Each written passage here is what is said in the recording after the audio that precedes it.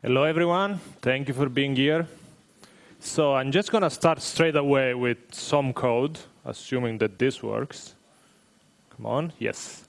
So this is very common in Node.js. I'm sure everyone here can understand this. Everyone here at some point had to either read a file or write a file.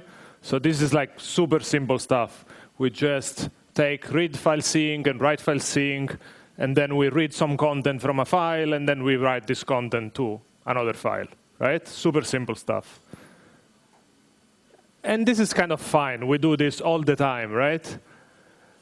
But sometimes, and that sometimes generally is the worst possible moment. You are on holiday, you are sleeping at night, it's weekend, and you are already at the pub drinking with your friends. Then somebody calls you and is like, oh my God, our production app is crashing and this is happening. What the hell? Guys, you have to go there and fix it.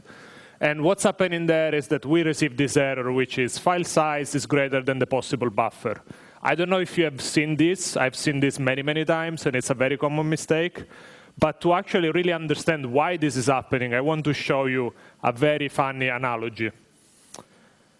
So imagine that you have to copy files, and files are made of bytes. Let's say that those bytes are these yellow blocks here. And when you copy files, it's actually Mario that has to take those bytes from one side and move to the other side. So if you give Mario 4 blocks, it's kind of enough for him to lift them all in one go and move them to the other side. But if eventually you give him too many blocks, there is no way he's going to lift all the blocks together and move them to the other side, right? So what can we do in this case to help Mario to fulfill his task of moving the blocks from one side to another? Of course, we can tell Mario to move the blocks one by one, which means streaming the block from one side to another. Stream is what we're going to talk about today, and we're going to see how to use streams in Node.js. I am Luciano. As you might have already guessed by my name and my funny accent, I am Italian, even though I live in Ireland, in Dublin, and I work for an American company, which is called Vectra. And Vectra, it's a very interesting company because we do AI and machine learning, specifically for network security. So we built a platform that is called Cognito. Advertisement. That's why they pay me to be here. And what we do is essentially we help teams around the world to make sure that their network are secure, and if something is happening, they know it and they can take actions out of that. If you are curious to know more about that, feel free to connect with me in all my social channels, or we can even chat later. And there is another advertisement that I have to do, this time for myself, is this book here that I wrote. I co-authored a few years ago together with Mario Casciaro. And it also talks about streams, so if you have a chance to check it out, let me know what you think.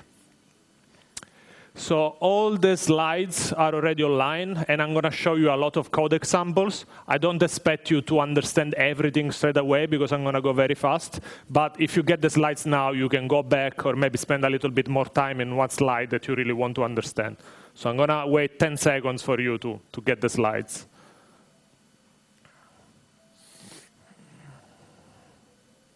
Cool. So the first thing that I want to talk about is the difference between buffers and streams. So first of all, what is a buffer and what happens when we use the functionality read file sync in Node.js? Essentially, when we use this functionality, we receive back an object, which is called buffer. And this object contains all the data that you are reading from that specific file. So if you are reading a file that is 20 megabytes, those 20 megabytes will be in memory in this data structure called buffer. When instead you use streams, for instance, in this case, I'm using this function called createReadStream, you still get back an object, but this object we can say is kind of lazy, meaning that it doesn't load all the data from the file straight away, but it's just going to load a little bit of that file. And then you have some functionalities that allow you to move inside this file and read all the different parts of the file bit by bit. So what if we want to compare, we want to actually convert this implementation, which is using a buffered approach, to a streaming approach? So this is our original code. In order to make it streamable, we just have to change a few lines. So now we just need to use createReadStream and createWriteStream. Then we have to create 2 stream instances, the readable stream with createReadStream and the writable stream with createWriteStream. And nothing is happening yet. We just have these two abstractions over those two files, a source and a destination. To make something happen, to actually make the data flow from one place to another, we need to attach an event listener, which is listening for this data event. And that means every time there is some data available in the source stream, write it on the destination stream. So this implementation is not perfect. There are some flaws there, but I'm going to touch on that later. For now, just try to understand that there is a source, a destination, and we have a way to get pieces of information and move it to the other side. But let's talk a bit more about the memory effects. So when we use the buffered approach to copy a 600 megabyte file, if you use the Chrome developer tools, you can see that the script that you are running to copy this file is taking up to 600 megabytes worth of memory. So essentially, all the file is in memory at some point. If you do exactly the same thing with the other implementation, the one using streams, and you copy the same file, you can see that it takes up to about 3 megabytes. So you can see that it's much more efficient. And we already saw that if you have to deal with very big files, like over 1.5 gigabytes, the buffered approach just crashes, so you cannot even use that. Instead, if we use the streaming implementation, it still works, but also it still takes 3 megabytes of memory maximum. So you can see that it's very efficient in terms of memory and allows you to work with arbitrarily big files. So just to summarize this idea, when you use streams versus buffer, streams will give you most often a much lower memory footprint. But it's not just that. Also, I'm going to give you another analogy. Imagine that Mario has to move the blocks, but also paint them in another color, let's say blue. If you use the buffered approach, Mario has to move all the blocks, and only after that he can start to paint in blue the blocks one by one. If you use the streaming approach, Mario could just move one block, paint it in blue, then take the other block, paint it in blue, which means that you start to see results early on, and you can start to process the data as soon as it's available on the pipeline. So I already mentioned that there are readable and writable streams, so I'm going to explain a little bit more what that means and what are the different types of streams you can use. First of all, take into account that streams is an instance. You get an object every time you create a stream. And this object is nothing else than an event emitters. So if you are already used to see stuff like on something, do something else, you already know what event emitters are objects that can generate events. Events might contain some data, and you can react to those events. With streams, you have the same type of API and the same type of experience. And the first type of stream I want to talk about is readable streams. You can imagine readable streams as something that allows you to consume data from a source, so kind of an abstraction of an input. I already showed you that a file system, when you read files, it's a readable stream. But if you are building command line applications, for instance, the standard input is another readable stream that you can use. Or when you are doing HTTP from the client side, when you receive a response, it's a readable stream. Or for instance, if you're using S3 with the AWS SDK, when you read files, you can read them in a streaming way. So you can read even 1 terabyte file and consume it with a streaming approach. With readable stream, there are actually 2 different ways to consume the data. They are called 2 different modes, flowing and non-flowing, sometimes also called posed. I'm just going to show you the flowing mode because I think it's the most common and the easiest to understand, but take into account that you might see example where people are using the posed mode, which is slightly different. So readable streams in flowing mode looks more or less like this. You have a source of data with some bytes in it. You have this abstraction called readable stream that allows you to read this data. And then eventually you have some piece of business logic that needs to consume the data using the stream. So as soon as you create the stream and you attach the onData event, these start to happen. The stream is going to read the data from the source, keep it internally in a buffer, and then it's going to start to emit events called data events, which will be used to send the data to all the listeners. And this will keep going on and on, until all the data is moved to the other side. And when all the data is consumed, the stream will also say to the data listener that all the data is consumed with an event called end. So in that way, you can know exactly when you finish to read from your source. So I'm just going to give you an amazing example. Since today we already had examples with emoji, why not do another one? And basically, this is a very simple program that is going to allow you to take a text and count the number of emojis that are in that text. So I'm going to be using this library called emoji from NPM, which essentially contains a huge hash map with all the encoded emojis. And then I'm going to create a readable stream from a file that I'm going to pass from the command line as an argument. Then I'm going to initialize a counter from 0.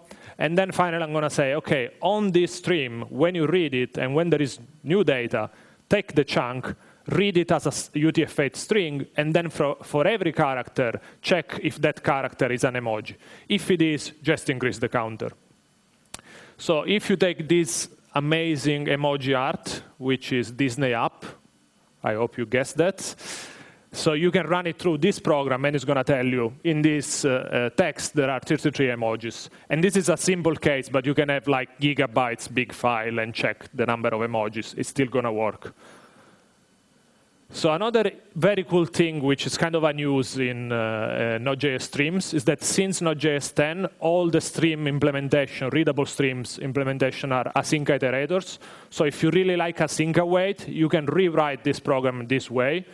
So rather than doing on data, you can do for await, and it's much more easy to understand what's going on. Of course, in order to do that, you have to declare the function async as well, because you are using the await keyword. So this is just a little tip for probably people who don't know that.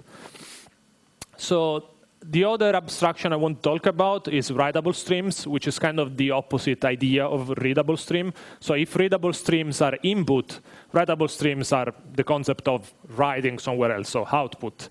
And again, file system, when you want to write a file, or command line, the standard output and the standard error are writable stream. And even in HTTP, for instance, when you are sending an HTTP request to a server, the data that you are sending, you can write it as a writable stream. And even S3, if you want to create a file in a bucket, you can do it using streams. So in this example, I'm actually sending an HTTP request. I'm not using any library like request or Axios or Nodefetch. I'm just using the plain HTTP implementation in Node.js, which every time you create a request is going to give you a writable stream instance, which means that you can attach events like finish, close, error, and then you can start to write on this stream. And you can notice that there are two ways to write in a stream. The first one is to just say request.write, and you can call them as many times as you want to keep appending new data. And the other one is request.end, which essentially means after I write this last piece of data, you have to close the stream and create the end signal. So if we run this code, this is what you will see from the client perspective. So you will see request send, server responded with 200, and connection closed. But if you want to see it from the perspective of the server, this is what you are going to receive. Bunch of headers, and then you are going to receive the data that we were sending with .write and .end. So one topic that always comes up with streams, and it's kind of complicated the first time you hear about this, is called back pressure. I'm going to try to explain it with an analogy. So back actually to our example where we want to copy a file from one place to another. Now imagine that those two places, it's a very fast hard drive, and you want to write to a very slow hard drive. So maybe you have an SSD disk locally, and then you are writing to a network drive or a very old magnetic disk. So what happens is that you are reading data very, very fast, and then you try to write it at the same speed. Of course, the stream implementation, the writable stream implementation, will accumulate all the data while it's trying to write into the actual physical destination. So what happens is that eventually the buffer in the writable stream will keep growing, growing, and growing until it actually reaches the 1.5 gigabyte limit, and it's going to explode, as well as the buffered approach. So Node.js will give us some utilities that we can use to avoid this, or to at least understand when this is about to happen, so that we can take countermeasures and make sure that we can do stuff and deal with this problem in a safe way. And let's re-implement actually the first example I showed you. And remember, I told you that was not optimal. And it was not optimal because it was not implementing back pressure mitigation strategies. So how do we do that? It's super simple, to be honest. Every time you call .write on a writable stream, you receive back a Boolean that here I'm calling can continue, which essentially means if this Boolean is true, it means that in the buffer there is still enough space for me to keep sending data. Otherwise, it means that that buffer is more or less full, or at least it reached some threshold that you can configure where it's starting to be dangerous to keep writing stuff. So essentially, at that point, you can say, OK, if I receive false, then it means that I have to stop. And how do we stop? We just say source_stream.pause. But at that point, there is no more data that you are reading. So you need to understand, OK, how do I restart? When do I know that it's safe to keep writing again? And you know that because the writable stream will emit an event that is called drain to indicate when it actually finished to flush all the data into the destination, so it's safe to restart again. So we need to do these three things: check the can continue, pause the stream, and then wait for the drain event to resume the stream that we paused. And now we are handling back pressure as a pro. Much wow. So there are other types of stream. We have seen readable and writable. There is also another type of streams that is called duplex. And it's essentially the combination of a readable and writable stream together. It's very common in network when, for instance, you want to have a channel between two devices and you want to read and write in this channel. Think about a TCP connections, for instance. But there is a specific type of duplex stream that is called transform stream. And it's kind of interesting because it works more or less this way. So you write data into this stream. Inside the stream, this data is somehow changed. And then when you read from this stream, you read the changed data. So you might think, why is this useful? Or when is this useful? And one very good example is GZIP in data. So for instance, you might write uncompressed data. Inside the stream, the data is compressed in real time. So when you read the data on the other end, you are reading the compressed data. So this is, for instance, very useful if you want to send a file through an HTTP client. You have it locally uncompressed, but you know it's much more efficient from a point of view of networking to send it compressed. You could do something like this. Use a transform stream in between to compress the data in real time. And I showed you already how to deal with events when you're using stream. So you are probably now thinking, OK, now I have 3 streams. How do I connect them all together using these events? And essentially, you have to do listen for the data on the readable stream and write on the transform stream. Then listen for the data in the transform stream and write it in the writable. What about back pressure? OK, can be here. So what do? We check if we receive false. If we receive false, we have to pause. But then we also have to check if we can restart. So we have to listen for the drain and resume. And what if there is back pressure here as well? Same story, right? A lot of events. And I'm not even dealing with end events or error events. So if you want to implement something like this using events, this is all the code you have to write. I don't expect you to read this. Actually, I'm not even handling errors there, so probably you have to write more stuff. And yeah, seriously, I don't think this is acceptable. If I have to write this all the time, I'm going to do a lot of mistakes. So don't do that. There is a better way. And the better way is called pipe, which looks more or less like this. You can take a readable stream and call .pipe, and then pass a writable stream. And essentially what happens is that .pipe is going to create all the events that I just showed you before, and it's going to deal with back pressure and everything for you. And you can also call multiple .pipe, like creating this kind of pipeline, and you can put multiple transform streams in between the readable and the writable. So we can rewrite the previous program. So we want to copy a file and compress it before we write it down, simply by doing this. Source stream, pipe, and pipe again. Much better, right? Great. You are spoiling my presentation. But before checking error handling, this is actually the most common way to see people using streams. So you can do all sorts of complicated pipelines. You can, for instance, read a file, you know it's compressed, so you decompress it, you know it's encrypted, so you can decrypt it. Then you have to do something with this file. You process the data, and eventually you want to write it somewhere else, but encrypted and compressed again. So you can build all these sorts of complicated pipelines. Yeah, error handling, getting there.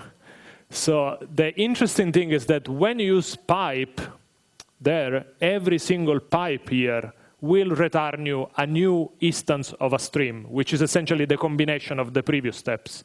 Which means that if you use on error, that on error is only on the last step, on the last object you received from this pipe chain, which means to properly handle all the possible error along the chain, you have to do something like this. And other than being very annoying to write, it's also complicated because you have to write a function that knows, okay, if the error is happening here, what do I do? Do I have to close the previous stream or all the other one as well? How do I handle failure in general? It's very complicated. And seriously, we don't want to do all of this every single time. Again, there is a better way, and I'm going to talk about that while talking about different stream utilities you can use. And my favorite one, and not many people actually know this one, I'm surprised every time I present this specific slide, is called Stream Pipeline. It's actually very new in Node.js and allows you to do the same thing that we do with pipe in a slightly different way. It looks like this. You import pipeline from stream, and then you just call the function. It's actually a function, and you can pass a number of streams, and all the streams will be piped together for you. And then the last argument you can pass is a callback. And this callback will be called either if there is an error or when the stream is actually finished and everything was fine. The interesting property is that when there is an error, the implementation of pipeline will automatically close all the streams and clean up everything for you. So you can just handle the error and not having to worry about managing possible memory leaks or closing resources or stuff like that. So this is super useful. And of course, you can also check if everything was fine and deal with that. And since this is available only from Node.js, what can you do if you are using an older version of Node.js? For instance, you are running on a Lambda in Node 6 or Node 8. Only recently you can do Node 10. And what can you do is use this library called pump from NPM. And pump is actually the same code that eventually was merged into Node Core when they rename it to pipeline. So you can literally just swap it like this. You import it from NPM and you replace pipeline with pump. So you can even import it as pipeline and it's just going to work. You don't have to change anything. And the same author of pump created this other amazing utility called Pumpify, which essentially allows you to create a reusable piece of transform streams. For instance, if we want to create here something that will encrypt some piece of data and also GZIP it, and maybe we can reuse the same building block in a command line application, in an HTTP application, so that middle part that knows how to encrypt and compress, it's always the same. So how can we make that reusable? I'm going to show you this example. So first of all, I want to create a library where we expose these functionalities. The first one is create a stream that knows how to encrypt and GZIP. So you just pass it a secret. It's going to initialize an encryption stream and a GZIP stream, and then it's going to use Pumpify to combine those two streams together, and then you return this stream. Similarly, we can create another function that does the opposite, so allows you to decrypt and decompress some data. So again, you just create a decryption stream and a decompression stream, and then you combine them together with Pumpify and you return the stream. Finally, we export this data, so these two functions, so we can use them in other applications. So here we are creating the command line script that allows us to essentially compress and encrypt some data. And we get the secret that we want to use for the encryption from the command line. Then we use our utility function to create the stream. And then finally we use pipeline and we simply say, take whatever is in the standard input, do this transformation, and then write it down in the standard output. And then, of course, we handle errors and everything else. Very similarly, we create another script to read the data. So we want to decrypt and decompress. So we get the secret and the initialization vector from command line. We create the stream. And again, we use pipeline, standard input, do your transformation, and then send to standard output. So let's actually see live if this works. So I have here all the Divine Comedy. You probably heard about that. It's a very famous piece of Italian literature written by Dante Alighieri. So you probably know it as Dante's Inferno. And it's like a huge piece of text that was honestly very boring for me to study at school. But yeah, you can see it's like huge. So of course, if you want to deal with this, probably you don't want to load all it up in memory, right? You want to process it as a stream. And now I just want to compress it and encrypt it somewhere. So I'm going to use this utility that we just wrote. So give me a password. Let's say, OK, I like it. Very secure. Then let's stick with this password because it seems to be very common. Everyone will remember. So we have to send something in the standard input, and we want to send our file, right? And then we want to write the result somewhere. Let's call it hello.enc.gz, right? So the file is created. I actually have to copy this one because we will need this to actually decrypt the data. So just to prove you that the file is encrypted, what can we do? Of course, if we use, I don't know, GZIP, if you are familiar with that. So this is like cat, but it's going to read file data that is gzipped. So we can look into the content of that. We don't expect to see clear text because we know it's also encrypted. So let's prove that. And I'm going to use less because it's going to be very polluted with random stuff. So you can see already this is kind of rubbish because it's encrypted. So in order to extrapolate the content of this file, we have to use our other utility. So we can say node, source, decompress gzip. We have to pass our password, amazing password. And then we also need to pass the initialization vector. And then we have to pass in the standard input the file that we created before, okay? What do we expect is that in the standard output, we are going to push all the divine comedy again in clear text. So I'm going to pipe it to less just to have it so that I can scroll. And you can see that this works, okay? So now that I have this utility, I can also build a web service where I can send data encrypted and gzipped from one side and decrypted and gzip on the other side. And this is just a silly example. Of course, you will have in real life pipelines where you do a bunch of transformation, and it's very easy to combine them together so that they are more reusable. Cool. So last utility that I want to talk about is called readable stream. So one of the problems that there are with streams in Node.js is that the first implementation, which I think was Node 0.10 or 0.12, evolved a bit with different editions of Node.js. So what you have today in Node 12 is very different from what you had in Node 0.10 or 12, whatever. So what can you do? Like, if you are not sure about the runtime, one way that you can make sure that you use a stream implementation which is consistent in every runtime is to just import this library called readable stream. Kind of misleading name because it's not just readable streams. You actually have the entire implementation of Node.js streams. And you can lock it, for instance, to the version that you have in Node.js 12. And it's going to work even if you run it in Node 4, for instance.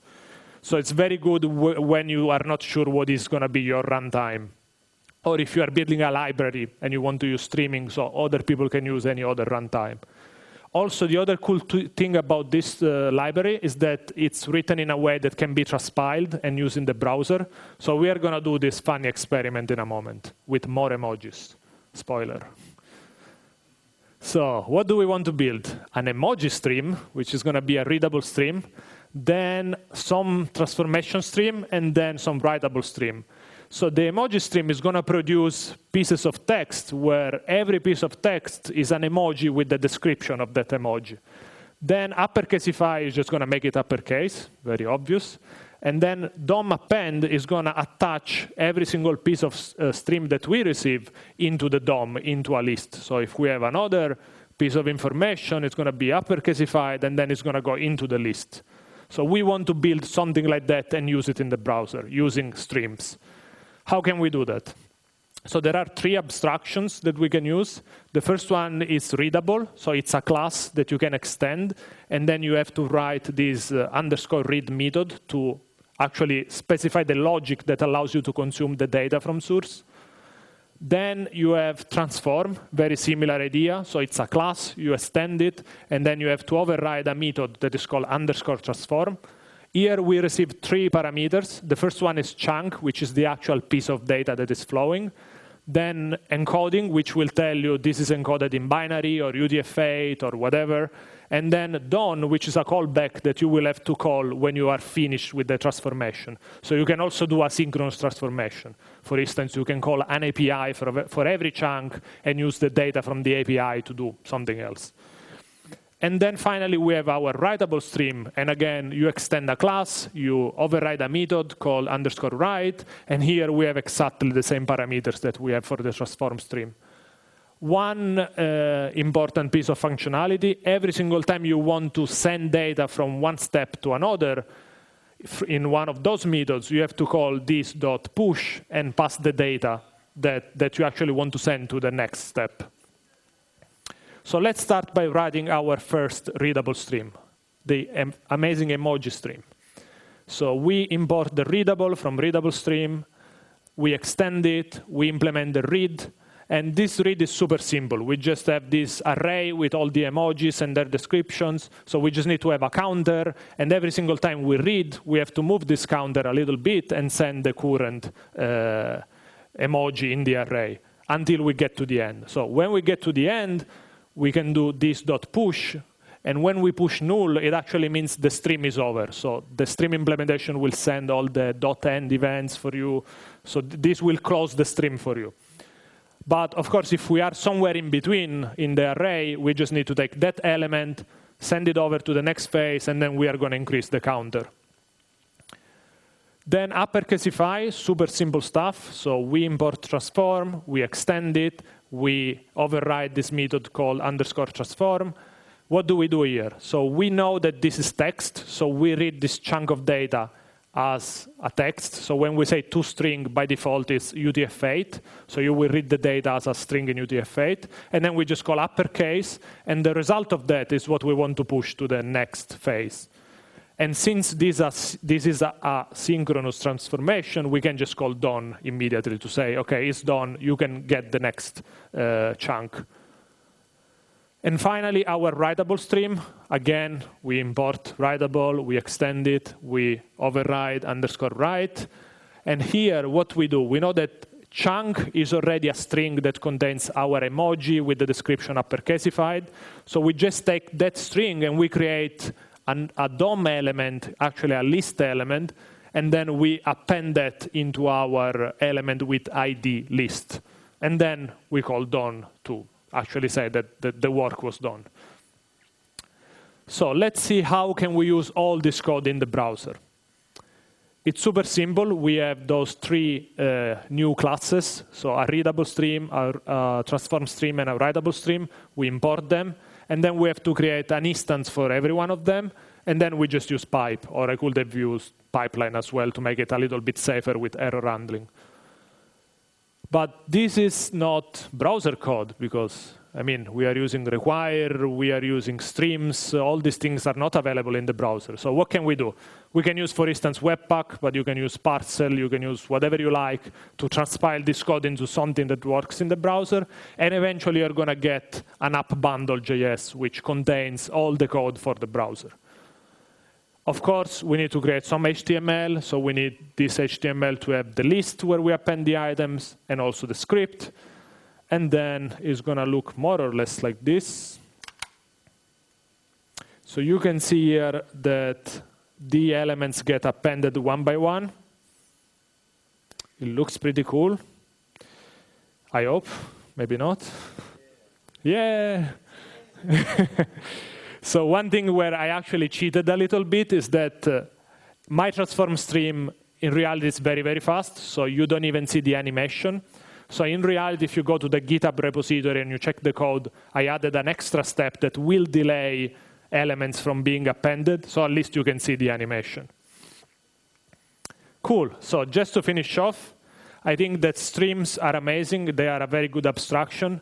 The first reason because they allow you to deal with memory in a very efficient way, so you can manage arbitrarily big amounts of data.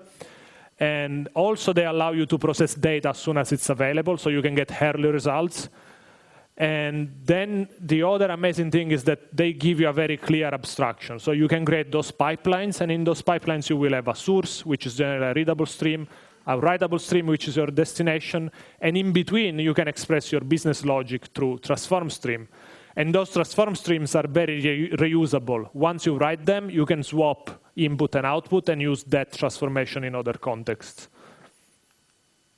If you want to know more about streams, I already mentioned the first book. The second book is very, very good as well. It's very practical. There is an entire chapter dedicated to streams with a bunch of use cases for production. So advices on how to use streams in a very good way if you have to maintain a production application. The last book is also very interesting, but it's not Node.js or JavaScript. If nothing else, there are Java examples, so it might be a little bit scary. But the theory behind it, it's a lot more than you have in Node.js streams. So Node.js streams is kind of single-threaded streams just to move data within Node.js. The stream theory is actually a subject that is much broader. And if you understand that, you will be able to use streams in a much better way, also in Node.js. You are not convinced yet, right? So I'm going to show you one last example. I don't know if you know this one, but if you run this command here, in your terminal, you're going to see something like this. It's really amazing, right? So this is not just amazing to see, but if you go and check out the code, it's actually a very original way to use readable streams. So I think when you understand streams, it's actually interesting to check this out, and you will start to figure out many, many ways that you can use streams. So if you have been sleeping, because this is after lunch and maybe lunch was a little bit heavy, please now wake up and go use some streams. Thank you.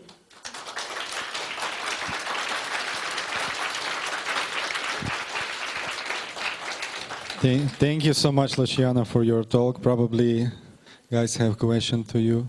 Yep. Sure. Ooh, many questions. Hey, and thank you. Hi. It was amazing. Oh, fuck. I got a question about the Mario. Mario, it's your co-author of the book, yeah? Yeah, but it's not Super Mario. No? so it's not your partner about the book, no? Yeah, we wrote the book together. This one. But it's not this one, unfortunately. Okay. I always tell him, you should have been Super Mario. About the question, it's about memory leaks. Mm-hmm. In the streams, I got a lot of leaks around that. And can you explain how I'm able to prevent it? Yeah, so if you use the pipeline utility, assuming that so if you use Node.js native streams, they're fine. When you use third-party streams, maybe that you wrote or you got from some library, you have to make sure that the streams are taking care, for instance, of implementing the .destroy method, and when destroy is called, they're going to clean up any resource, like, I don't know, file descriptors or other events listener. Assuming that all of that is there, when you use the pipeline utility that I showed you before, every time there is an error or the stream is completed, it will call the destroy method of every stream in the pipeline. So everything should be cleaned up. So that can be one way. Another thing that I would really love, but I'm not sure it exists already, is to have some utility to debug streams and to see every single instance in the pipeline, what is it doing? What are the events? When it's sending data? How much data it's sending? When it's actually closed and destroyed? There might be something that logs all these events, but I'm not sure it's good enough to actually give you full visibility. So that's maybe an area where we can do some open sourcing to improve visibility over streams.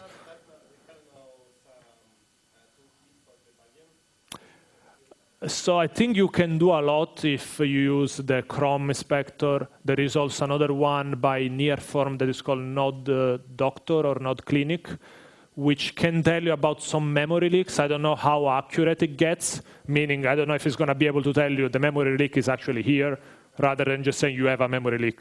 So it might be helpful or not, but yeah, I guess you have to see case by case. Yeah, I definitely will be helpful, but I know how much you are left on your own, or if you actually have an indication in this line you have a memory leak.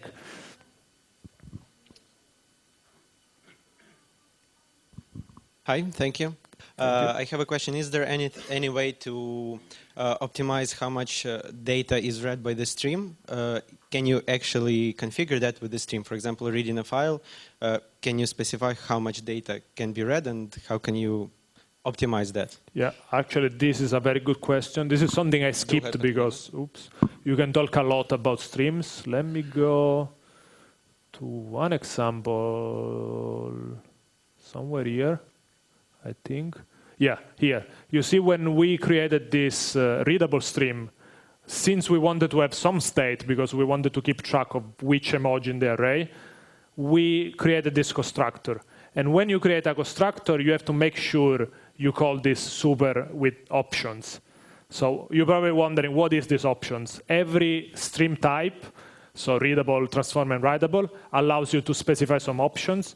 One of the options, I'm not sure about the name, is called something like high watermark, I think. And high watermark allows you to specify what is the threshold before you start to return false when people are writing data. And that will basically try to stop other piece of functionality to write too much data into a stream. I think similarly, you have another option, I'm not sure about the name, that allows you to say when you are reading data from a source, how much data you want to read in every chunk. But that also depends on the implementation you have of the stream. For instance, here we are not worrying because we are reading every single element from an array. So. Yeah, and the second question is, if I'm allowed to. Sure, yeah. Does it mean that you also need to use transform streams not only to change the data, but also if you want to take a peek at the data? For example, you count emojis, you use transform stream for that, even though you don't change the data, right? So in my example, I didn't use a transform stream to count the emoji. I was just using the events. And you could do the same with transform streams, meaning that the data is not changed, but you just use this method here. So imagine you implement this transform. You will push the same chunk, so without changing it, and then you can add extra behaviors before or after. For instance, a very common example is when you want to count how many bytes you are transferring through the stream. So for instance, you can have here a counter, and every single time you can say, okay, increase this counter by the size of this chunk. So at the end, you can read this information somewhere, but you didn't have to change the data. So you can do this with events or with transform streams. Yeah, thank you. You're welcome. Anyone else? No? Okay, so Thank you very much. Yeah, thank you.